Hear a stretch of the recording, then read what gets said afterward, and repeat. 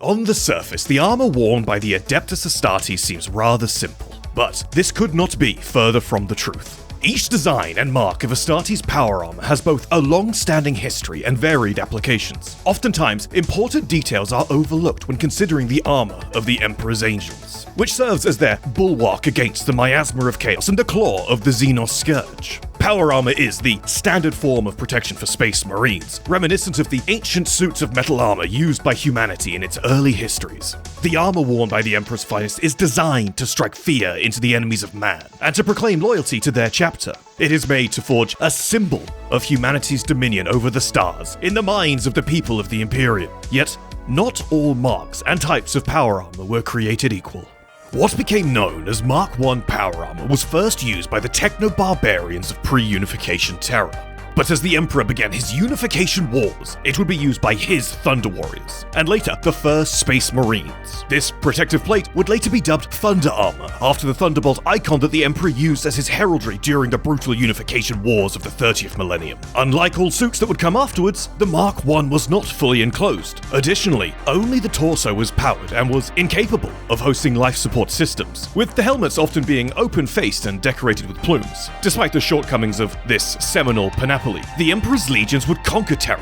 The sight of a warrior outfitted in thunder armor was enough to force any enemy to think twice about putting up a fight. Even though the majority of the Mark I was made of unpowered armor plates, the powered torso granted its wearer 3 to 4 times his normal strength, amplifying his combat abilities. Aside from providing the power, the Mark I's power pack was also designed with an emphasis on cooling, preventing an overheating incident.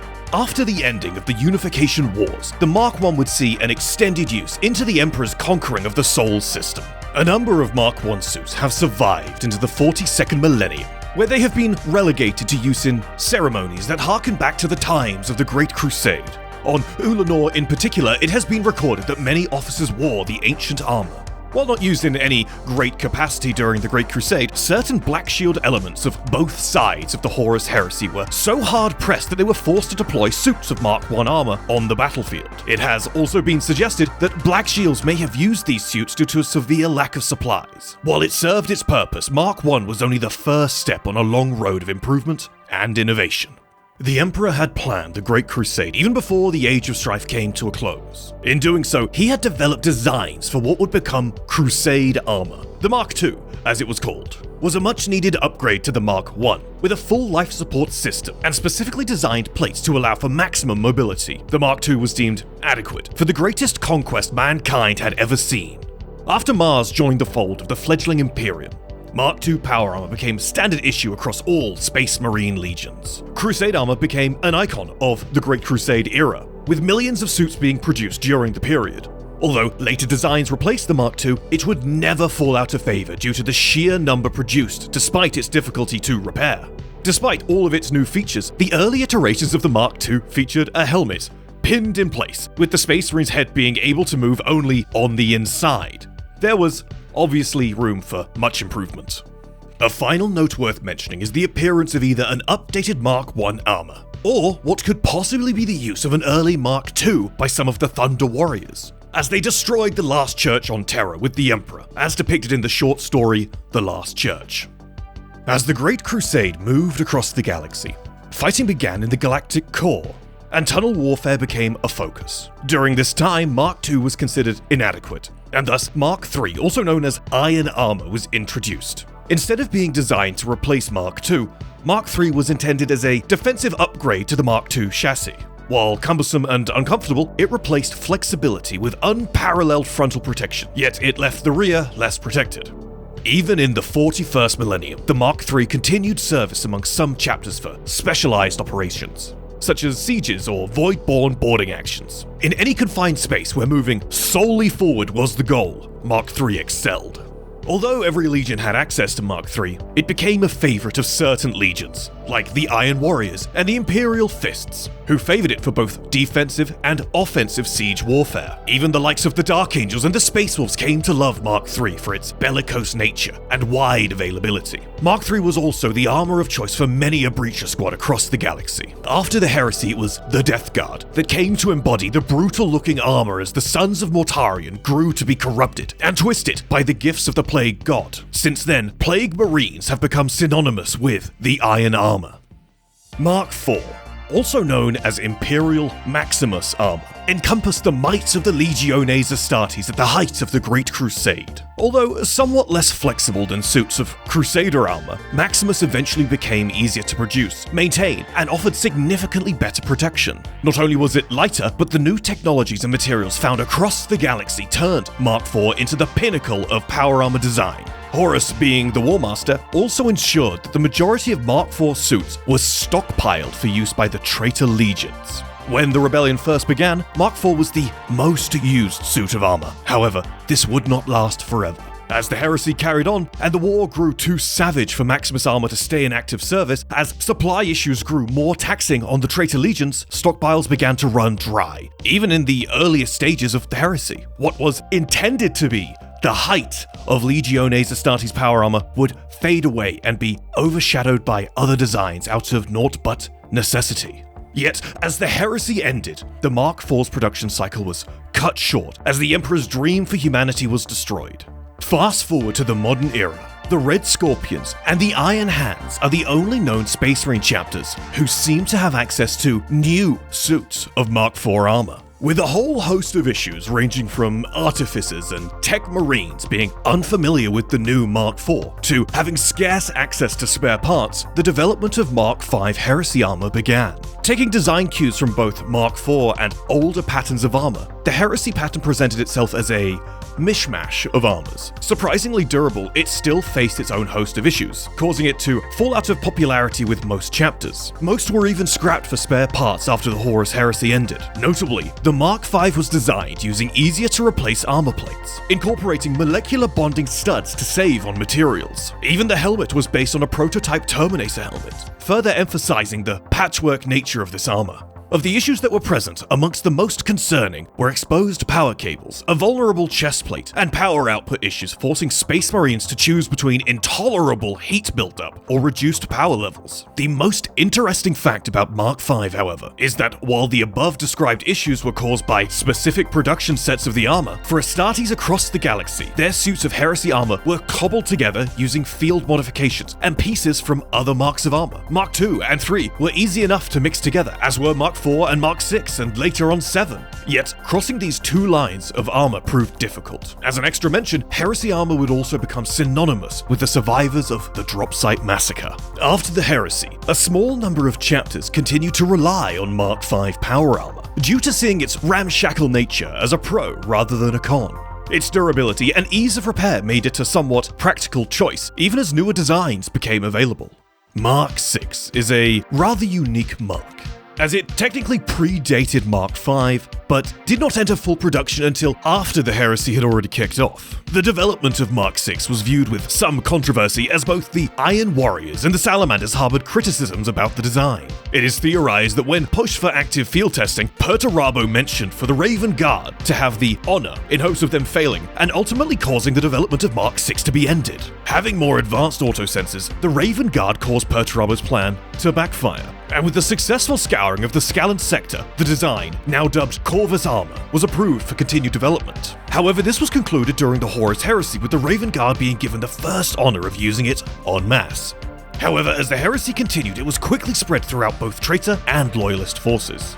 Corvus Armour also underwent several changes during the Heresy. It incorporated dual technology circuits only shared with Mark VII, allowing both suits to replace or fix damaged parts with lower quality materials, and temporary replacements. Interestingly, the Mark VI also incorporates redundancy in its power cables, as it hosts them both on top of the breastplate and beneath it. Although not incorporated in its initial design, after the Siege of Terra, the Mark VI standardized the use of single studded shoulder pads to commemorate the use of bonding studs throughout the Heresy, and to honor the heroism of the loyalist defenders during the Siege of Terra.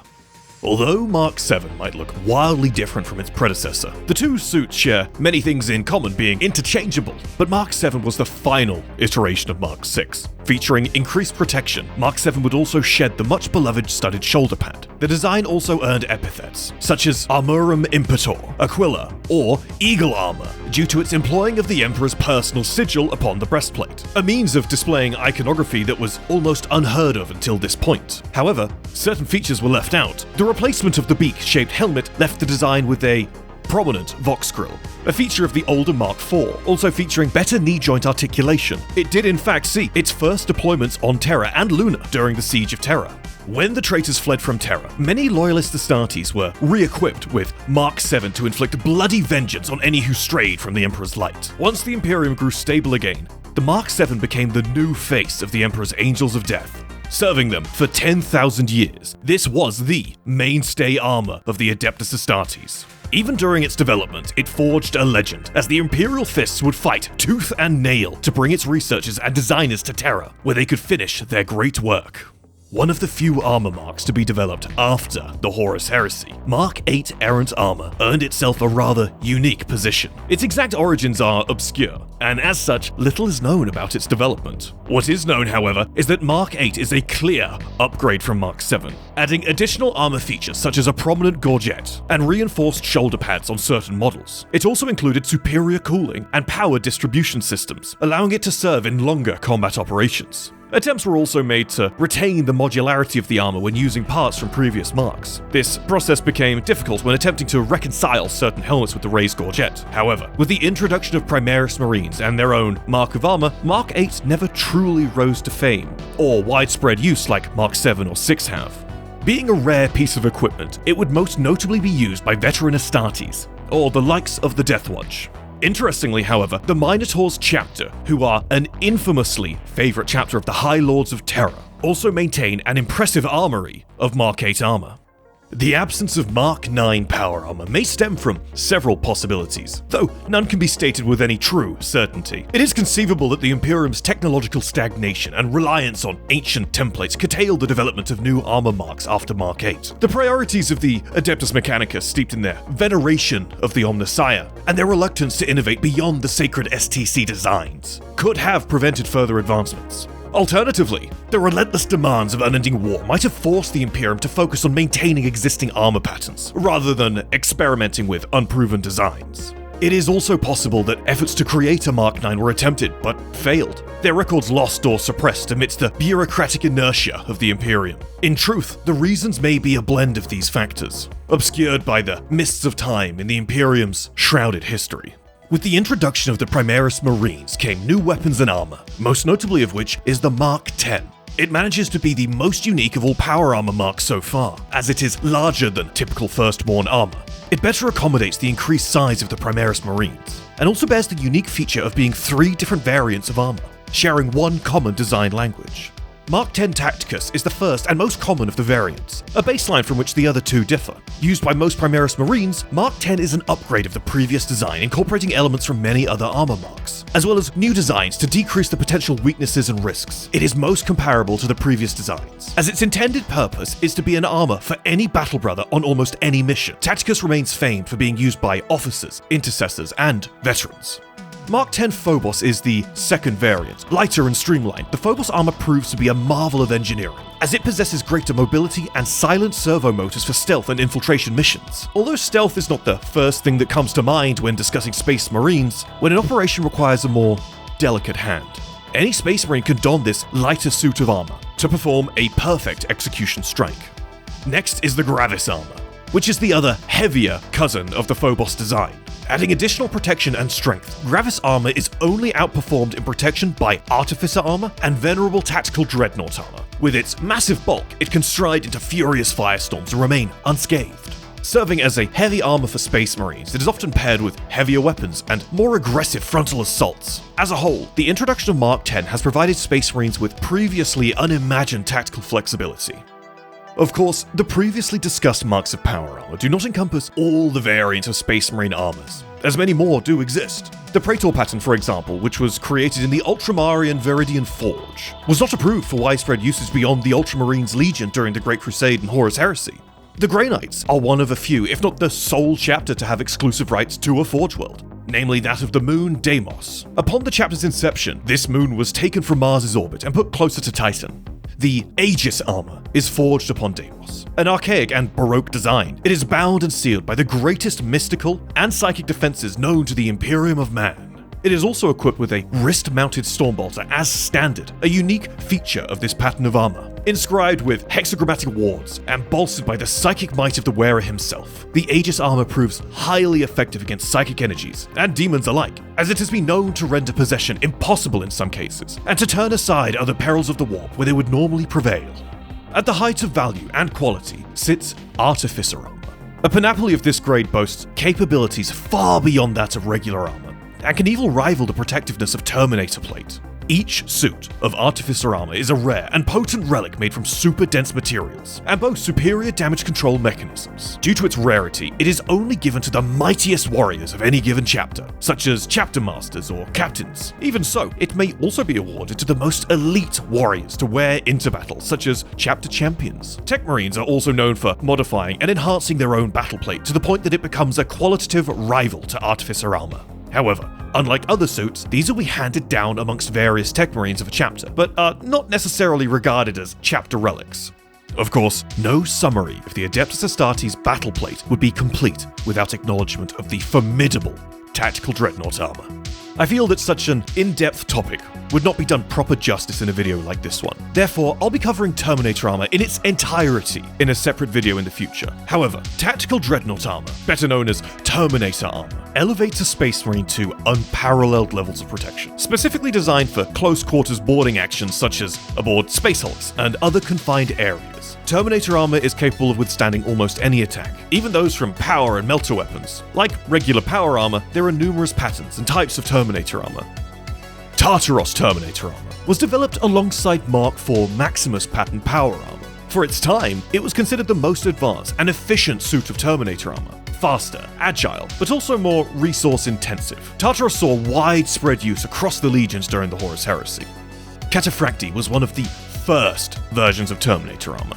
Cataphractii is iconic for its shield-housing shoulder pauldrons. This, however, does strain the exoskeleton and slows down its wearer to a crawl, which, alongside its resource-intensive manufacturing, caused it to be in decline during the Horus Heresy. In hopes of filling the gap left by the loss of Terminator armor STCs following the Heresy's ending, Indomitus became a necessary development due to the devastation caused by Horus's civil war. With this knowledge in mind, the designers of Indomitus also sacrificed many features of both Tartaros and Cataphractii, causing an overall lower quality yet still formidable suit of armor. Of course, after mentioning both Terminator armor and power armor, we cannot overlook the mighty Centurion Warsuit. This design was unearthed in the aftermath of the Age of Apostasy. The Centurion, which shares its name with the ancient commanders of the Space Marine legions of old, saw use in Space Marine chapters as an extra layer of protection beyond the standard armor. This ceramite-plated exoskeleton allows its wearer to stride across the battlefield as a behemoth, with the firepower of an entire squad at their fingertips. Centurions are an ideal linebreaker and siege unit, with much being reminiscent of dreadnoughts, without requiring a Space Marine to be interred into a sarcophagus. Entering battle as either assault squads or devastator squads, these mighty suits are not restricted to the first company like Terminator armor, being exempt from the status of chapter relic. Yet, for all the armored might of Space Marine power armor, there is also a key importance in heraldry and allegiance displayed upon it, as seen in the novel Know No Fear, where two close friends meet moments before disaster. When Lucille was greeted by a word-bearer in dark crimson instead of a plasma-etched grey, he would register him as an unknown, a threat. Yet, T'Chur offered his hand to Lucille, a greeting from his close friend. Yet, after dining, Lucille would ask, "Why have you changed your markings and armor field?" "We are remaking ourselves, a new scheme to celebrate our new beginning. Perhaps it is down to the character of our beloved Primarch. May the cosmos bless him. We have never quite found ourselves on Aureus. Not like you. We have struggled to realize a proper role for ourselves. I do not believe you appreciate how fortunate you are. The clarity of your purpose and position as Ultramarines. From the start, you had a reputation that never needed to be questioned. and a function that never needed to be clarified. He pauses. For years, I have despised Lorgar. What? You heard me. Sorry, you mustn't. Like true warrior kings, the two debated the Primarchs and their purposes, including their shortcomings. We labor under the burden of a brilliant but fallible commander.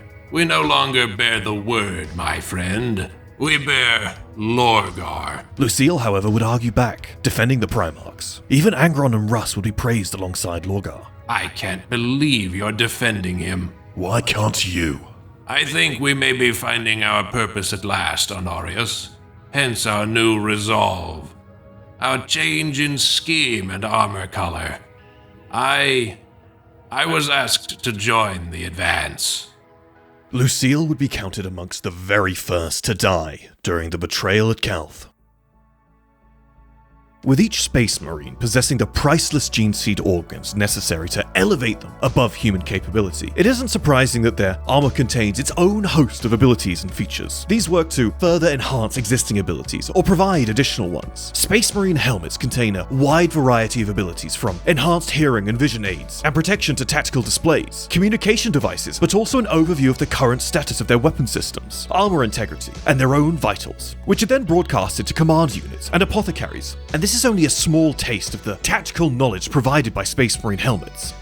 Although the large shoulder pauldrons of Space Marine armor seem bulky and likely to be detrimental to the wearer, it should be noted that these shoulder pads are capable of moving on their own, as well as possess the ability to react to incoming attacks with explosive bursts of micro-movement, ensuring the best possible deflection angles. And with so many systems and moving pieces, power armor of course requires a strong and consistent source of energy. This is provided by a highly efficient subatomic power core stored in the Astartes Powerpack. Should this power unit be damaged, the backpack also contains spare energy cells, a backup power unit, and the capability to recharge via solar energy. Without the main subatomic core, a Space Marine can operate for roughly a month, after which it must recharge, once again via an external source. The nozzles or vents of the power pack, known as thermal waste dissipators, are used to cool the reactor. In some cases, they can also be used for limited maneuvering in zero gravity. The backpack also contains air purification systems and its own oxygen supply. Its final feature is its temperature regulator, which is designed to keep a Space Marine in optimal temperature range, no matter the environment. Within the power armor, there is also a highly efficient nutrient recycling system. This is a high-energy liquid food store that, when combined with a Space Marine's metabolism, results in them never needing to stop to eat, drink, or even dispose of bodily waste. Yes, Space Marines do indeed recycle their own and To round all of this off, the life support systems of power armor also contain an auto-medicae equipped with painkillers, combat stimulants, and anti-venoms. The anti-venom injector contains anti-venoms for the galaxy's 5 most common poisons and toxins. Though expressly forbidden by the Codex Astartes, this injector has also been used for additional combat drugs. Of course, with all the wonders and might of the armor used by the Space Marines, there is also a trend among Space Marines to leave cybernetic limbs exposed rather than enclosed in ceramite. This can result in curiosity from those dedicated to the Omnissiah, as seen in The Master of Mankind in a conversation between Zephon, a Blood Angels captain, who would later become chapter master of the Charnel Guard, and Arkhan Land, one of the most important members of the Mechanicum of Mars during the Horus Heresy. I'm touched, Explorator Land. I shall consider it. May I ask why my affliction is of such interest to you? Listen to yourself, Space Marine. Affliction. Typical bar-like melodrama. The truth is that I've always wondered about legionaries and their bionics. You often leave them unarmored, yet reverently sheathe the rest of yourselves in ceramite. Even statues of your kind show unarmored augmentation. I can't say I've been interested enough until now to truly look into it. I'd always assumed it was something pertaining to how bionics fail to interface with power armor. Primarily. Primarily? There is also an element of inspirational pride to the practice, to present us as invincible, enduring warriors to the Imperium and its enemies, to show that we overcome our wounds and fight on in the Emperor's name. Land gave a wry sneer. Such cheap propaganda. Like the legends of warriors that fought naked so as to show their courage before their allies and their fearlessness to their foes. There is perhaps an element of that as well, But as you said, it is largely a matter of interfacing with our armor. Arkhan arose, dusting his hands on his long jacket. Give me back my Auspex, and let's be away from here. I have a Medicae scanner in my supplies, as it happens. Zephon didn't move. Is there a possibility that you might be able to restore function? Ah, Lan said with a wry smile. the pernicious specter of hope makes itself known at last. Please note that I can't promise an omniscient miracle.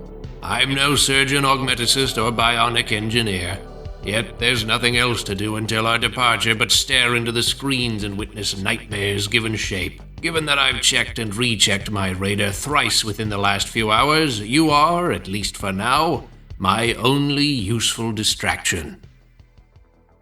So there you have it. The best armor the Imperium can provide for its best warriors. Save the Adeptus Custodes. Upgraded and improved throughout the ages, yet held back by the never-ending demands of endless war. Throughout his entire career, a Space Marine will rely on his power armor as not only a suit of protective ceramite and adamantium, but as an unfaltering ally, relied upon for information, communication, and to preserve his image as the bulwark against the tide of evils brought forth by the galaxy. Once a Marine dons his panoply of war, there is precious little in the galaxy that can stop him, and nearly nothing that can escape him. There lies a spark of hope on the horizon for the Adeptus Astartes. With the advancements made by the geniuses like Belisarius Call, new innovations are being made to better equip the Emperor's Angels for their bloody task. But the armor can only take a Marine so far, for his will to persevere, the fire of his spirit, and the strength of his character is what the Marine will truly find to be the greatest armor of all.